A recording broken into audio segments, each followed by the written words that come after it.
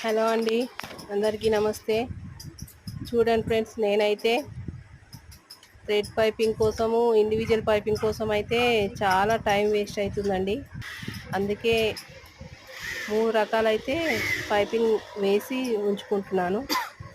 ఒక ఇంచున్నర క్లాత్ అయితే తీసుకొని పైపింగ్స్ అయితే రెడీ చేసి పెట్టుకుంటున్నానండి. సిల్వర్ ఒకటి, గోల్డ్ ఒకటి. ఇవైతే మెయిన్ ఇంపార్టెంట్ కదండి మనకి. ఇంకా లైట్ కలర్ అండి, గోల్డ్లో కూడా లైట్ కలర్ ఒకటి. ఈ 3 కలర్లు అయితే మినిమం ఒక 10 బ్లౌజెస్కి సరిపడేటట్టు అయితే రెడీ చేసి పెట్టుకుంటున్నా. ఎందుకంటే ఈ పైపింగ్ కోసం మళ్ళీ థ్రెడ్ తీయడము, క్లాత్ కట్ చేసిన ముక్కలు అక్కడిక్కడ పడిపోవడము అట్లా చాలా లాస్ అవుతుందండి. అందుకే ఇట్లా ఆలోచించిన. ఎవరికైనా నచ్చితే లైక్ చేయండి, కామెంట్ చేయండి. మీరు ఎంతమంది ఇలా చేస్తారో చెప్పండి ఫ్రెండ్స్.